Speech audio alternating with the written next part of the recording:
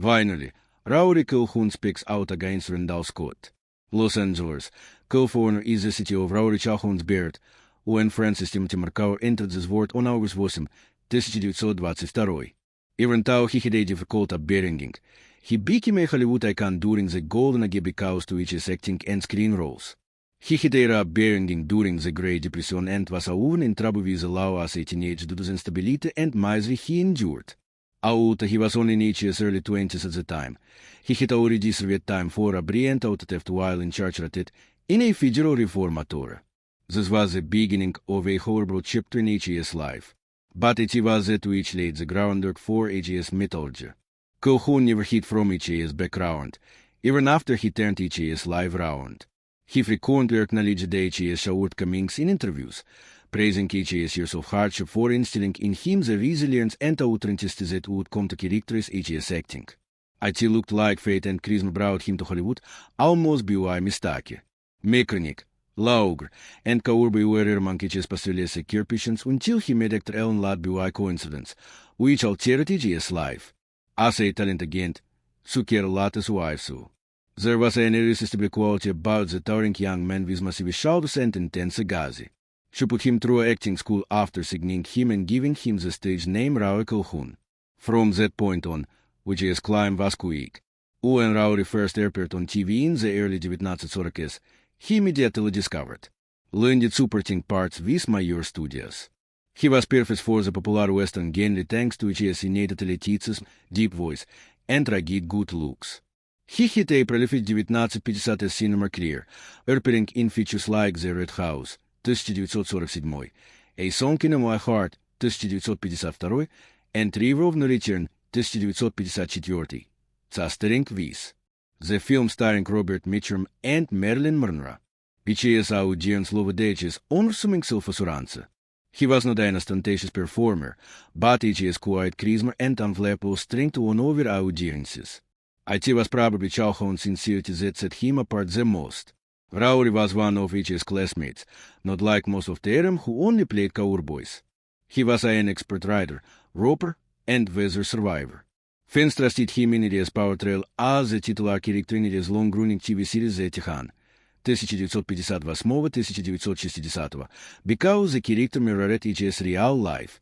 A lot of people enjoyed the show, and the little screen became Calhoun's domain, highly regarded for his noble demeanor and charisma as a gentleman. Calhoun led his life independently behind the scenes. Aside from being loyal to friends and admirers, he was famously self-reliant. To be sure, he had a reputation for being a bit of a Hollywood rebel and a touch of mischief. While directors praised his dependability and expertise on work, gossip columnists adored writing about his love adventures. Actor and writer alike could relate to his multifaceted character, robust sensitivity, untamed yet reflective. Iconic figure. Calhoun deftly rebranded himself in the late 1960s, when the Western genre was losing popularity, landing parts in Laburgot films, television, and eventually even comedies and action flicks. His filmography includes Motel Hill, 1980, Airman Quarters. As evidence that he was mobile, performed to astonish crowds even as he ages. He continued to work consistently for decades after most of his colleagues had retired, thanks to his adaptability and eagerness to change. Actor Rory Calhoun's real life was full of color and drama, just like his screen personas. The intricacies and do's of a guy whose life was filled with passion and stardom shone through in his marriages. Lita Byrne, an actress and singer, was his first wife. She was a fan of his gritty Hollywood life and knew what it was like to be famous. They tied the knot in. At the pinnacle of Calhoun's success in show business in 1948. Westerns and adventure films highlighted his rugged good looks and inherent charisma, and he was quickly being known as one of the most gorgeous leading men in Hollywood. Lita, renowned for her cinematic and musical roles, made many public appearances alongside him, and the two of them became one of the most talked about and desirable couples in post-war Hollywood. Even though Calhoun's profession was him away from home for long periods of time, he adored his Tracy, Timmy, and whom he had visited his wife.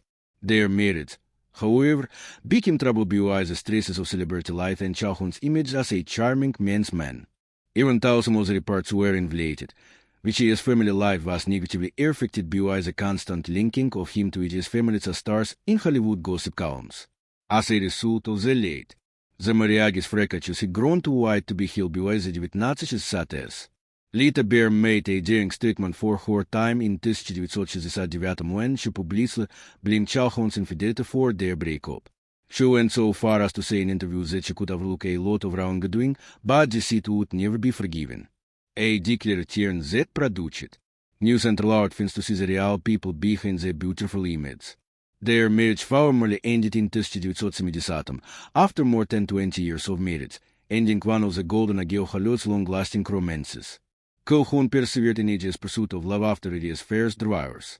He rekindled his friendship in 1971 with Suradis, a British journalist whose humor, kindness, and film legacy he enchanted. For Calhoun, their romance marked the beginning of a new, more stable phase of his life, under contrast to his marriage to Lita, which took place under the harsh light of. Here did the limelight and kept his romance with Sue under wraps. Sue and Calhoun had a very respectful relationship, and many of Calhoun's friends said that she was a major factor in making him feel more at ease. Sadly, after being together for a while, they had marital problems that resulted in a divorce in 1979. However, their love had not completely faded. Calhoun and Sue were able to take stock of their relationship strengths and weaknesses during their time apart. They were never really apart because of the connections that he brought them together. Moreover, in a turn of events that could have been adapted for a film by him, roles in the film industry, Rory and Sue married in 1982. Rather than a life of glitz and glitter, their second marriage was characterized by companionship and tranquility. Calhoun had mostly retired from the spotlight by that point, opting instead to take things easy and enjoy life. He frequently delivered speeches when, remembering each time spent in retirement with gratitude for the healing and reconciliation that their rekindled marriage offered. Legendary Western actors Rory Calhoun and Randolph Scott were friends and rivals for years, according to Hollywood insiders. The two men personified the ideal of macho manhood, charisma, and the traditional cowboy code that characterized the classic Western era. Calhoun hardly ever mentioned Scott in public, even though they were in many of the same circles and had comparable professions. So far, that is. Calhoun has divinely revealed his true thoughts regarding Randolph Scott in an unusual and incredibly open interview given towards the end of his life. The man he looked up to, admired, and secretly tried to award him on occasion. From what Calhoun could tell, Randolph Scott was an admirable man. It was as if he were born on horseback. He exuded an air of solemn majesty. His cowboy charm was evident even when he wasn't filming. To some extent, we all attempted to participate. It was second nature to him. When discussing shots on screen charisma, Calhoun's voice became more subdued as he went on to say that other Western actors were much influenced by his charisma self-assurance. He was understated and unassuming because he saw no need to be. There was heavy with reverence as he entered the room. He could have gotten a tea to eat or tasking. He deserved the tea. However, Calhoun did consider that they were secretly competing with one another.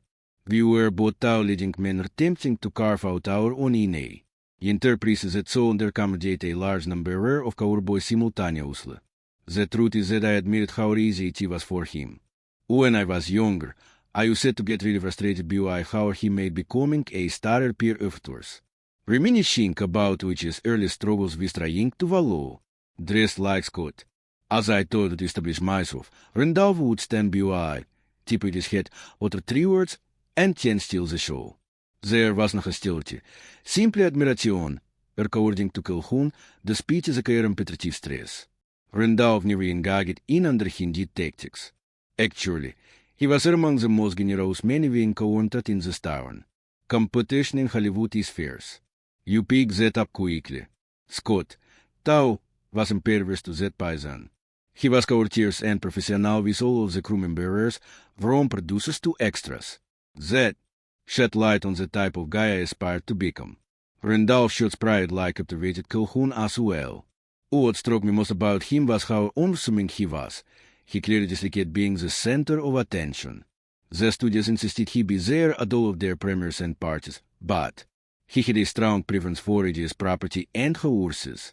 Iets refreshing to see someone in this field that isn't seeking recognition. He moest for a moment before continuing. Perhaps that's why people had faith in him. He isn't trying to promote himself. He embodied perfection. By the way, did Scott ever give him any advice throughout their time to get in? Hollywood, I know, Calhoun said with a knowing smile. He was more of a leader by example than by sitting down and giving lectures.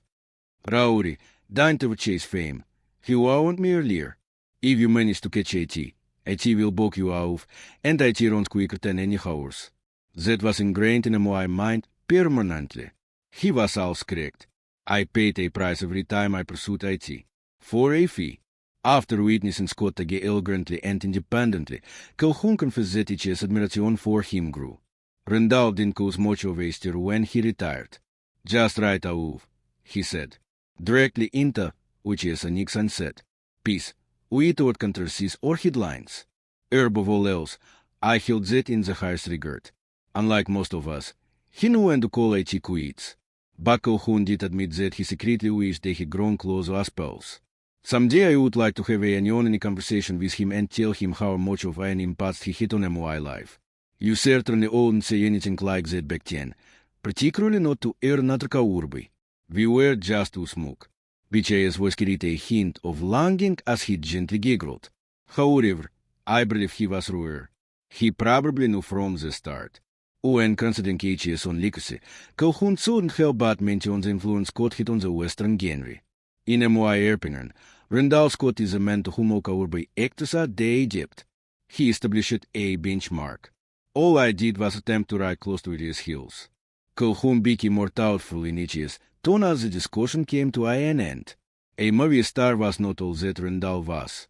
He represented an era when men could be heard to eat or to raising their vices. What he taught, true power originates from self-control, from being authentic and refusing to let Hollywood alter your identity. He came to the conclusion that we've been thinking about that ever since. There was more to Rory Calhoun's remarks than just admiration. They exhibited modesty, the sort that can only be found in a man who is observing, returning with sincerity and appreciation. Amidst all the glitter and glamour of Hollywood, Calhoun's tribute depicted a pair of cowboys who were not just on screen together, but also exemplified a timeless, subdued admiration for one another. Rory Calhoun was laid to rest at Providence St. Joseph on April 28, 1999. Burbank, California, Medical Facility. Concluding 76 years of extraordinary life that had been full with color and surprises. Two long-term diseases that had worn down HE's body over the years, emphysema and diabetes, were said to have contributed to HE's demise, a condition known as emphysema. Condition most typically related to a lifetime of smoking, steadily eroded the lungs' ability to ventilation, leaving even simple acts like walking or talking breathlessly tearing. Like many guys it is a gay and teenagers line of work, Calhoun had smoked, drank, and put in long hours as an outdoorsman.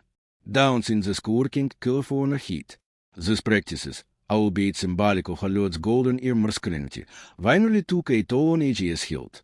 Despite being unable to appear on camera in HE's later years due to HE's deteriorating health, Calhoun was still much adored by HE's fans and co-workers. Was impressed by HE's skill and determination. Over the course of several years, he had vowed emphysema with the help of doctors and the occasional trip to the hospital. Things influencing HE's vitality and general health were already complicated by HE's diabetes.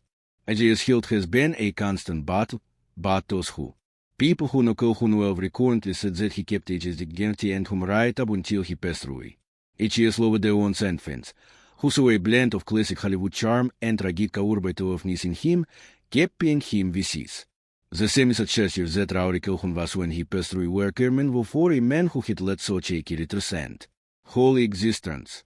For in HE's early stardom would have bet on the effect that the defiant young man who had survived HE's sentence would one day become a revered veteran of the Western genre in Hollywood. HE's perseverance and determination allowed him to live for a very long time.